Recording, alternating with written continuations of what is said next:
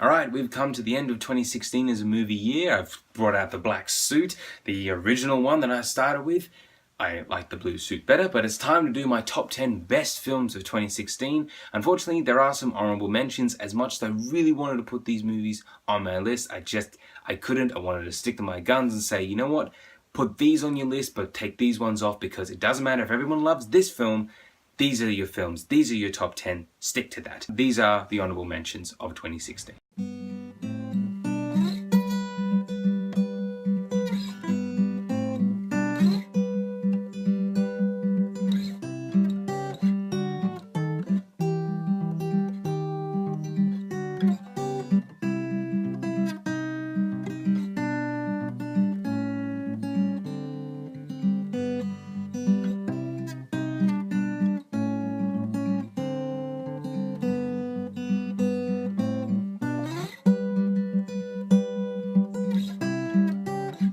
I really loved so many of those films. I really wanted to put them on there, but I'm so very happy with my top 10 of this year. And here we go.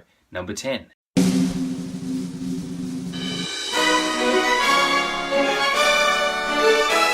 Rogue One, A Star Wars Story. I've talked about Rogue One a fair bit in my original review. Basically, it's just a really, really good, solid Star Wars movie. It's not better than The Force Awakens. It's not the best Star Wars movie ever made. It didn't try to be. It did exactly what it set out to do. It told the story just before the original Star Wars. Did it fantastically. I think Gareth Edwards did a great job directing this movie. It's very well cast, beautifully shot, and if all these Star Wars standalone films that they're going to bring out for the end of time could be more like Rogue One, I think we'll have a good series on our hands. Number 9.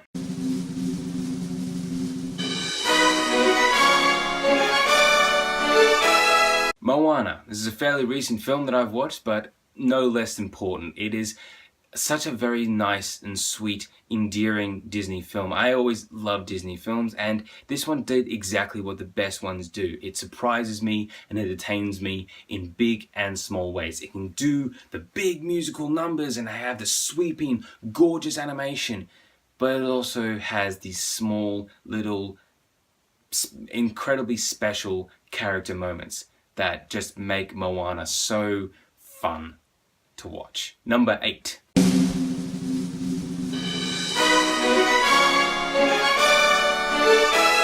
Zootopia. It is the best Disney film of this year. No offense to Moana, but I think Zootopia really set out to do more things with the Disney formula. It is the first mystery thriller that we've ever had. It has a lot of darker sort of themes and, surprisingly, a lot of weird socio-political commentary. Great. It's still fun. It still has great action sequences. I love the characters in this movie, and this commentary does actually make it quite engaging for the more adult minds who don't want to just sit there and watch 2 hours of stupid animation. Minions. Number 7.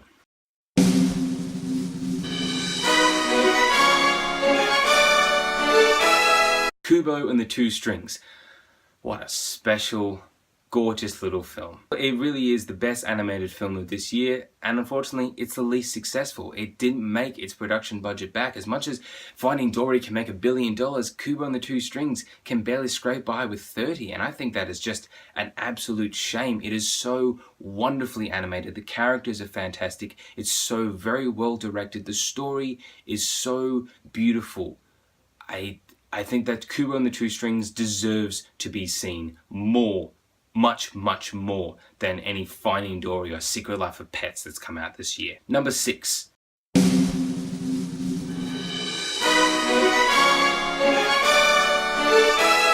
The Jungle Book. Something that started out as being kind of unnecessary. We all thought, like, why are they doing this? The Jungle Book was great. Why didn't they need to remake it? And then I saw it, and I realized, oh, that's why. Because this remake is better than the original. That's something very hard to do, but the Jungle Book probably did it the best. Number 5.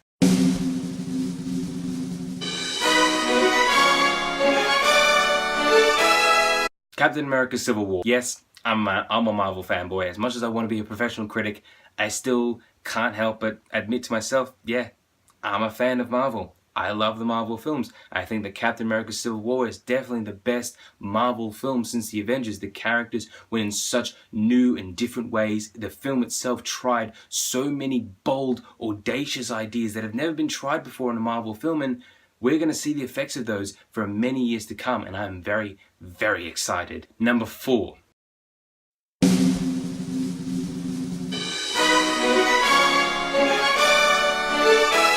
I, Daniel Blake. Definitely the smallest film on my list. It's something that kind of went under everybody's radar until it won the Palme d'Or at the Cannes Film Festival. Something that kind of shocked a lot of people. Usually the Cannes Film Festival awards the Palme d'Or to more, audacious, artsy sort of films. A lot of foreign films win the award, but this is a British movie that doesn't have a lot of flashy cinematography, no big name stars. It's just a simple, easy story about a man who wants compensation because he's lost his job, because he's had a heart attack. That's the story of the movie. And what a story it is. I really wanted to do a review for it, but I don't think there was any much I could say other than what a shocking, relentless, eternally realistic piece of cinema. Number 3.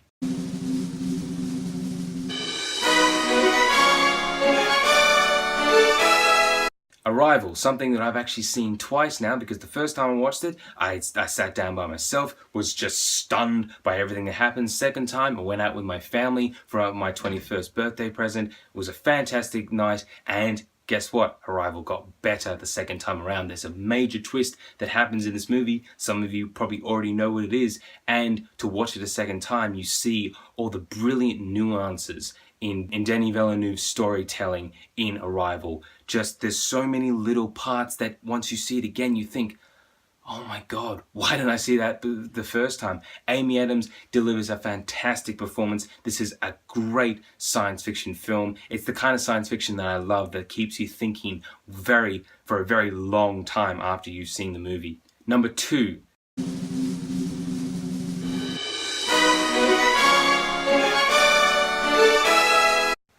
Sing Street. I'd like to thank Andy Signor for bombarding pretty much every screen junkie out there to say, go and watch this movie right now. And I couldn't, unfortunately, because I went to America when it was playing in cinemas. I was kicking myself, finally got back, watched it, loved it, and I bought it on Blu-ray as soon as I possibly could. This film is so just, it warmed every single part of me, and still does to this day. I keep thinking about the characters, the story, and the music. Oh my God, the music. This soundtrack will definitely get in your head well after the film is over. More people should go and watch this movie. It is criminally underrated this year. It should definitely be up for as many awards as possible. And number 1.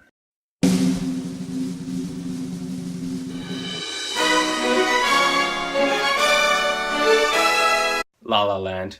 Of course it's going to be, because I said it in my review that it's the best film of the year, so what else was going to be number 1? Freaking Teenage Mutant Ninja Turtles Out of the Shadows? La La Land was just phenomenal. It was magical. It was just pure cinematic magic. Every single scene of this film is so beautifully shot, so well acted, so well directed, well written. The choreography, the musical numbers, the music creation, the score.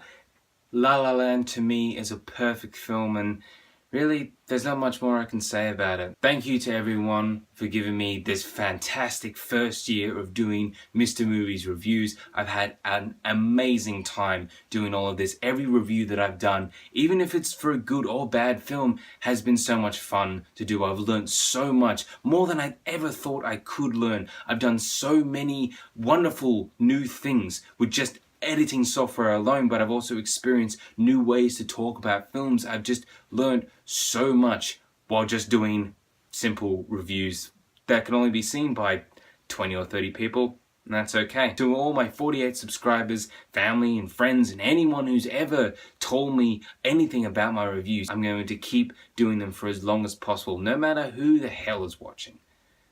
Thank you to everyone out there.